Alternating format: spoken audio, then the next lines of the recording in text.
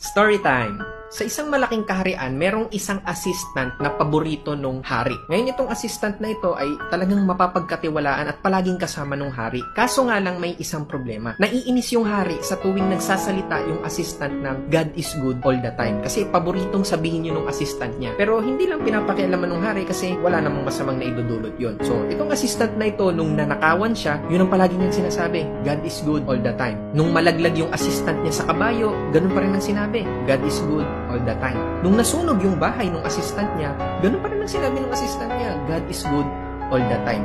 So ngayon, kinabukasan, nag-decide yung hari na mag-hunting kasama itong assistant. Habang nag-hunting sila sa kagubatan, na-aksidente yung hari, naputol yung dulo ng daliri ng hari. And guess what? Kung anong sinabi ng assistant niya, God is good all the time. So this time, nagalit na talaga yung hari. So sinabi niya dun sa assistant niya na, grabe ka, naputol yung dulo ng daliri ko, tapos God is good all the time. Anong maganda dun? Ganun rin ba yung sasabihin mo kapag naputol yung ulo ko? So sa sobrang galit ng hari, pinakulong niya itong assistant na ito. So makalipas ang ilang linggo, nung medyo gumaling na yung hari, nag-decide ulit yung hari na mag-hunting. Nag-hunting ulit siya sa kagubatan at sa kasamaang palad, nakidnap siya ng mga kulto dun sa kagubatan na yun. So dinala itong hari dun sa tribo ng mga kulto kung saan ang plano pala dun sa hari ay isasakripisyo siya dun sa Diyos-Diyosan ng mga kulto na yun.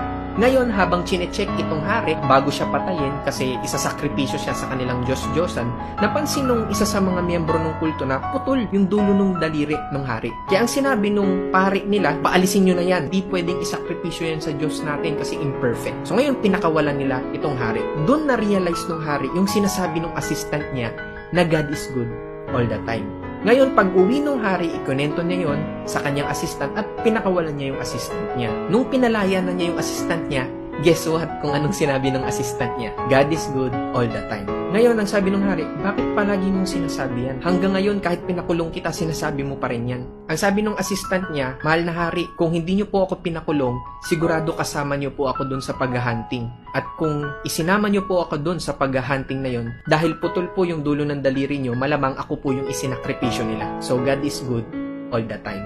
Naniniwala ako na everything happens for a reason. Kung hindi man natin alam kung ano yung rason bakit tayo nahihirapan sa ngayon, baka in the future malaman natin o pwede rin hindi natin talaga malaman kahit kailan.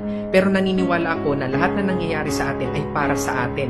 Lahat na nangyayari sa atin ay makakatulong sa atin. So palagi mong tatandaan, every time na may pinagdadaanan ka ng mga pagsubok sa buhay, kailangan mo lang talagang lampasan yan para maging mas magaling ka, mas matalino ka, at maging mas madiskarte ka sa buhay. Hindi para pahirapan ka, kundi para mas pagalingin ka. Palagi mo lang tatandaan, God is good all the time.